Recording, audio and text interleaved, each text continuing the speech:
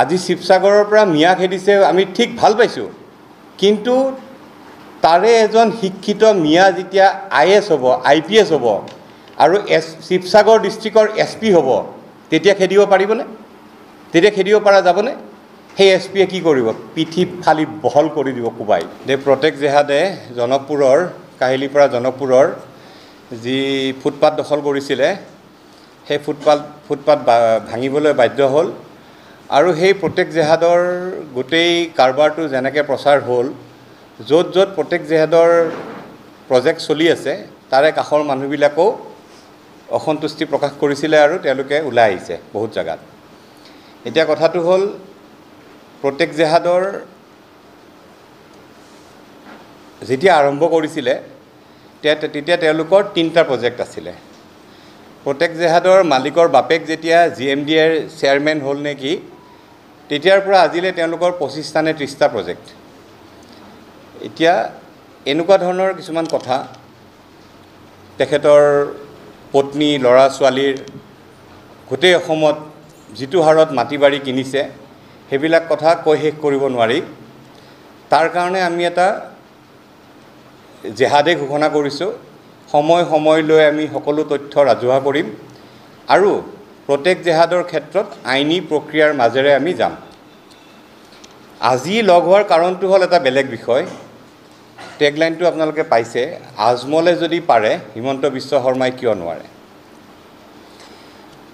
আমি অসমীয়া মানুহখিনি আমি বৰ্তমান খুব বিপদত পৰি আছোঁ। আমি উজনি অসমত আজি কিছুদিনৰ পৰা মিয়া খেদাও এটা অভিযান চলি আছে।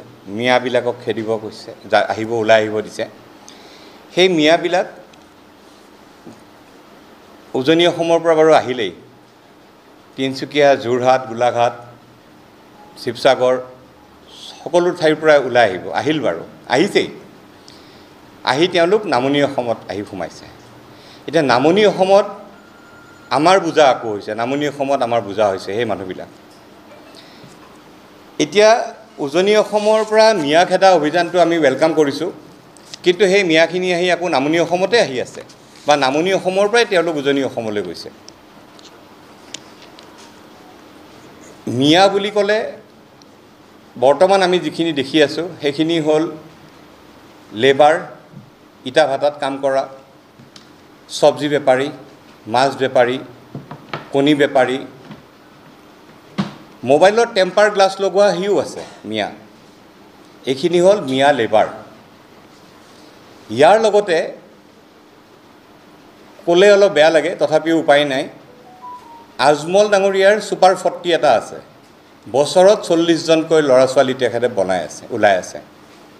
তাতে কিন্তু সেই লেবাৰ নাই, তাত চব্জি বেপাৰী নাই, তাত ইটা ভাটাত কাম কৰা মানুহ নাই। তাত আছে ডক্টৰ, ইঞ্জিনিয়াৰ, IAS, IPS। আজি শিৱসাগৰৰ পৰা মিয়া খেদিছে আমি ঠিক ভাল পাইছোঁ, কিন্তু তাৰে এজন শিক্ষিত মিয়া যেতিয়া IAS হ'ব, IPS হ'ব আৰু শিৱসাগৰ ডিষ্ট্ৰিক্টৰ SP হ'ব, তেতিয়া খেদিব পাৰিবনে? তেতিয়া খেদিব পৰা যাবনে? সেই SPয়ে কি কৰিব? পিঠি ফালি বহল কৰি দিব কোবাই। ডিব্ৰুগড় মেডিকেল কলেজৰ ডক্টৰৰ হেডজন তেনেকুৱা এজন মিয়া হ'ব। আজি আজমল ফাউণ্ডেশ্যনে 400 কিমানটা ডক্টৰ এইবাৰ ৰিক্ৰুইট ওলাইছে। এতিয়া কথাটো হ'ল, অকল সেই চব্জি, মাছ এইবিলাকতে আমি ব্যস্ত থাকিলোঁ, কিন্তু আজমল ফাউণ্ডেশ্যনে যিটো কৰি আছে, অসমত নিজৰ জাতিক ভাল পোৱা চবতকৈ ডাঙৰ মানুহজন, যিজনে নিজৰ জাতিক ভাল পায়, সেইজন হ'ল আজমল, বদৰুদ্দিন আজমল ডাঙৰীয়া, যোনে নিজৰ জাতিটোক ভাল পায়। IMDTAক বাতিল হোৱাৰ কাৰণে AIUDFৰ জন্ম হৈছিল। তেওঁলোকে কৈছিলে যে আমি আমাৰ জাতিক সুৰক্ষিত কৰিম, আৰু আমি তেতিয়া প্ৰতিবাদ কৰিছিলোঁ যে মিয়া সুৰক্ষাৰ কাৰণে IMDTAক বাতিল হোৱাৰ কাৰণে AIUDFৰ জন্ম, হয়ো সেইটো মুছলিম বাংলাদেশীখিনিক সুৰক্ষিত কৰিবলৈ AIUDFৰ জন্ম। যদি আজি AUDF মুছলিম বাংলাদেশীক ৰক্ষা কৰাৰ কাৰণে AUDFৰ জন্ম আৰু AUDF যদি জাতিদ্ৰোহী হয় তেতিয়াহ'লে হিন্দু বাংলাদেশীক ৰাখিব বিচৰা AGP BJP কি হ'ব AGP BJP কি হ'ব আমাক হেতু লাগিব জানিবলৈ আমি ক'ব লাগিব এতিয়া আমি ক'ব বিচাৰিছো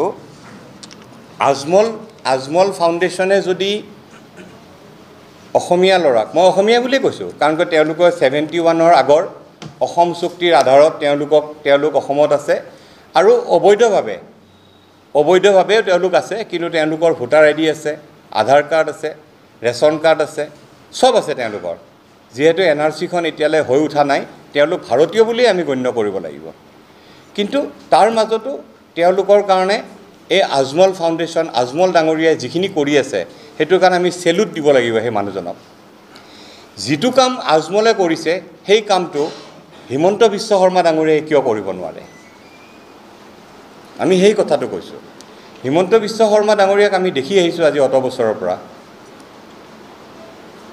মিয়া বুলি কৈ থাকে কথাই মিয়া বুলি কয় হিমন্ত বিশ্ব শৰ্মাই কিয় এই কামটো কৰিব নোৱাৰে কিয় 50 জন অসমীয়া ল'ৰা ছোৱালীক তেখেতে ফাউণ্ডেশ্যন খুলি ফেলাই দেউতাকৰ এটা ফাউণ্ডেশ্যন আছে তেখেতৰ পিতৃৰ এটা ফাউণ্ডেশ্যন আছে সেই ফাউণ্ডেশ্যনত কিয় 40টা বা 50টা অসমীয়া ল'ৰা যোন UPSC ক্ৰেক কৰিব IAS হ'ব IPS হ'ব ডক্টৰ হ'ব ইঞ্জিনিয়াৰ হ'ব আমাৰ অসমত শাসন কৰিব কিয় কৰিব নোৱাৰে কাৰণ তেখেত ৰাজনীতিবিদ তেখেতে নকৰে তেখেতৰ পৰিবাৰে কিয় কৰিব নোৱাৰে তেখেতটো এগৰাকী মহিলা উদ্যোগী মহিলা ৰিনিকি ভূঞা শৰ্মা আমিতো নগণ্য আমি খালি অনুৰোধহে কৰিব পাৰিম আমি ক'বহে পাৰিম তেওঁলোকে নকৰে আমি লিখিছোঁ ইয়াতে জয়ন্ত বৰুৱা স্বাধীন প্ৰতিদিন গোষ্ঠীৰ মালিক জয়ন্ত বৰুৱা এজন অসমীয়া অসমক ভাল পোৱা এজন অসমীয়া উদ্যোগী মহিলা আমাৰ মুখ্যমন্ত্ৰী পত্নী ৰিনিকি ভূঞা শৰ্মা তেখেতে কিয় কৰিব নোৱাৰে আপোনালোকৰটো ইনকামিং হৈয়ে আছে আমি দেখি আছোঁ আপোনালোকৰ আজি অত বছৰৰ পৰা ইনকামিং হৈ আছে অলপ জাতিটোৰ কাৰণে আউটগোয়িং নকৰে কিয় অলপ পইচা খৰচ কৰক জাতিটোৰ কাৰণে তাৰপিছত আপোনাৰ ঠিকাদাৰ ভাগ্য কলিতা আমি যিখিনি মানুহৰ নাম আমি হততে লওঁ অনিল দাস অনুপম শৰ্মা এনেকুৱা কিছুমান মানুহ আছে যোনে তেওঁলোকৰ গোটেই জীৱনত ইনকামিঙে হৈ থাকিলে আউটগোয়িং কৰিব নোৱাৰে নে তেওঁলোকে নকৰে আমি ঠিক তেতিয়াই আমি জয়ন্ত বৰুৱা ডাঙৰীয়াৰ লগত কথা পাতিলোঁ জয়ন্ত দাক আমি অনুৰোধ কৰিলোঁ বোলে জয়ন্ত দা আপুনি কৰিব নেকি জয়ন্ত বৰুৱা ডাঙৰীয়াই ক'লে যদি তোমালোকে সহায় কৰা মই কৰিম আৰু আজি আমি ৰাজহুৱাভাৱে অনুৰোধ কৰিছোঁ বাকি যিকেইজনৰ নাম লৈছোঁ তেওঁলোকে হয়তো নকৰিবও পাৰে নকৰেই কৰা দেখাও নাই জয়ন্ত বৰুৱা ডাঙৰীয়াকে আমি অনুৰোধ কৰিছোঁ যে আপুনি কিবা এটা কৰক মুখ্যমন্ত্ৰী ডাঙৰীয়া আপোনাকো অনুৰোধ কৰিছোঁ আপুনি কিবা এটা কৰক অকল মিয়া বুলি কৈ থাকিলে সমস্যা সমাধান নহয় আজি যদি আমি দতমা অঞ্চলত যাওঁ কোকৰাঝাৰ দতমা অঞ্চলত যাওঁ দতমাত প্ৰায় 50 জন ল'ৰা ছোৱালীক তাতে ডক্টৰ পঢ়াই আছে ইঞ্জিনিয়াৰ পঢ়াই আছে IAS IPS পঢ়াই আছে আৰু তেওঁলোকৰ সাকসেছ ৰেট হ'ল 99.9% কোকৰাঝাৰৰ দতমাত বড়োসকলে যদি কৰিব পাৰে আমি কিয় নোৱাৰোঁ আমিতো বাৰু নগণ্য আমাৰ কামেই নাই আমি সেইবিলাক ইমান ডাঙৰ কাম আমি কৰিব নোৱাৰোঁ কিন্তু যিখিনি মানুহে কৰিব পাৰে তেওঁলোকে কিয় নকৰে আজি আমি এই এটা মুকলি আহ্বান কৰি জনাইছোঁ আমি মুখ্যমন্ত্ৰী ডাঙৰীয়াক জাতি কেতিয়া বাচিব মিয়া বুলি ক'লে জাতি নাবাচে কাৰণ যিসকল পলিটিচিয়ানে বৰ্তমান ৰাজনীতিত আছে আমি অসম চৰকাৰৰ বিজেপি চৰকাৰৰ কথাই কৈছোঁ 2026 চনত আপোনালোকে আকৌ ৰিচাৰ্জ কৰিব লাগিব ইলেকশ্যন খেলি ৰিচাৰ্জ কৰিব লাগিব ৰিচাৰ্জ হয়তো নহ'বও পাৰে ৰিচাৰ্জ হেং হ'ব পাৰে ৰিচাৰ্জ নহ'বও পাৰে তেতিয়া কি কৰিব ৰিচাৰ্জ হ'বলৈ ৰিচাৰ্জ যাতে কৰিব পাৰে 2026 চনৰ ইলেকশ্যনত আপোনালোকে আকৌ দিছপুৰ দখল কৰিবলৈ এইখিনি কাম আপোনালোকে কৰক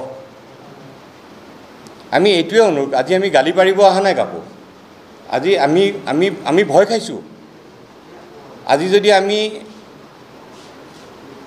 মানি লণ্ড্ৰিঙৰ কথা কওঁ আজি আপোনালোক সংবাদ মাধ্যম সকলো নহয় কিছুমানটো একদম উঠি পৰি লাগিছে চুমি বৰাই কৰি আছে কিন্তু গম পায়নে আপোনালোকে মৰিগাঁৱত জামতাৰাৰ নিচিনা কাণ্ড চলি আছে, য'ত আপোনাৰ 200খন আধাৰ কাৰ্ড 250 চিম কাৰ্ড ধৰা পৰিছে, ভোটাৰ ID ধৰা পৰিছে মৰিগাঁৱত।